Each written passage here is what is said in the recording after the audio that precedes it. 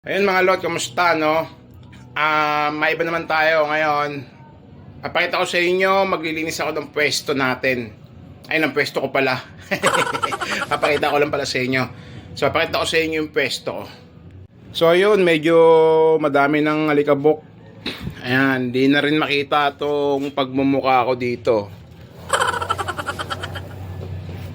Ayan, naano na ng mga alikabok ng pintura. Tapos, ayan, yung exhaust fan natin, ayan, dumi na.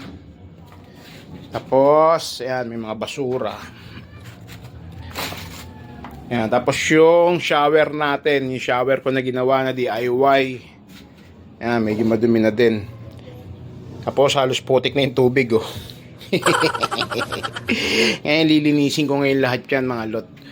Paglilinis tayo, pagkatapos, ayan, medyo marami na rin alikabok yung aparador ng mga spray gun ko, no? Ayan, dito sa loob yung spray gun. Ayan, yung nakatago yan. Tapos yung ilaw. Andyan din yung iba kong mga reserbang gauge. Ayan, dito din medyo madumi. Lilinisin ko din yan, ayusin ko lahat. Para maganda ulit, masarap ulit magbuga. Ayan, dahil pang ano, mga alikabok. So ngayon, umpisahan kong walisin tong mga alikabok dyan. Tapos bubugaan natin ng tubig yan, tapos sabon para malinis ulit. So tara mga lot.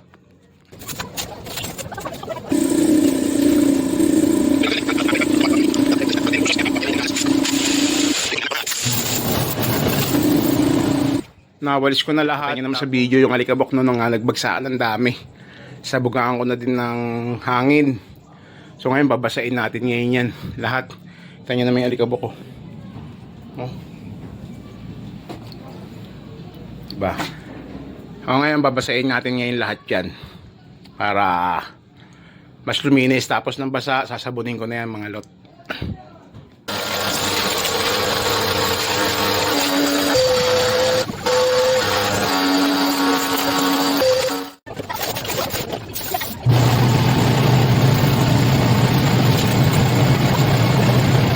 So ayun na mga lot, medyo malinis na ng konti, no? Yung alikabok dito sa pagmumukha ko, hindi na natanggal, tumigas na. Pero papalitan na natin yan sa susunod. Yung shower ko, ayan na. Malinis na. Ano lang, ang alikabok. Naubos na. Dito, okay na din. Tapos ito, napalitan na din natin. So, napansin nyo yung mga ilaw ko, di ba?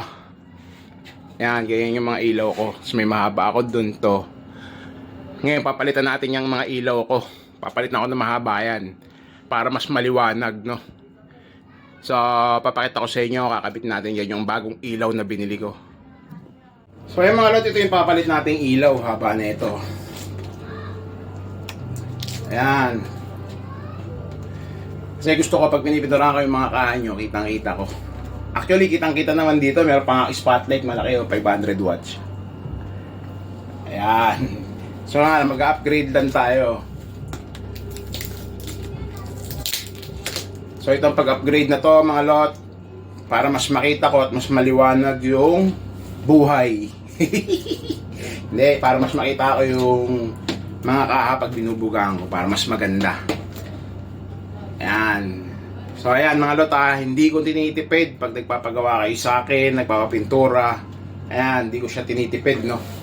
Ayan, bumili tayo nito. Tapos, papalit natin sa mga LED dito na ilaw. So, gawin na natin to mga lot.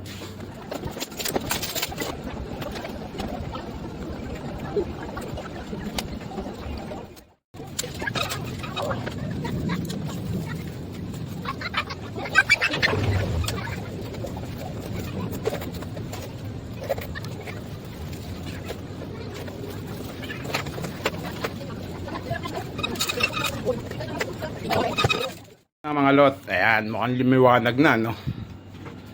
Mas maliwanag na ngayon kaysa kanina. So, na-install na natin yung mga ilaw. Ayan, 3 peraso yan, no? Liwanag. Ayan. So, malalaman natin yan pag nag-video ako, no? Mukhang mas maliwanag na, mas maganda na. Lakas, oh. Mas maliwanag kaysa kanina.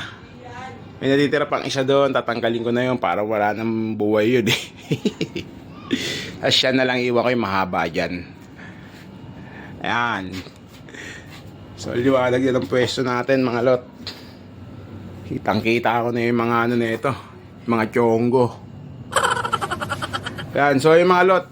Yun, kaya mga lot, kaya ito na lang muna binili ko kaysa bumili ko ng octagon na ilaw kasi ang mahal. No? Ito ano lang to, kuha ko lang dito 380 isa. Ayan, bali tatlo yung kinuha ko. Oh, mas maliwanag. Diba? Puro LED pa yan. So ayun mga lot, abangan natin yung bagong video no dito sa bagong ilaw.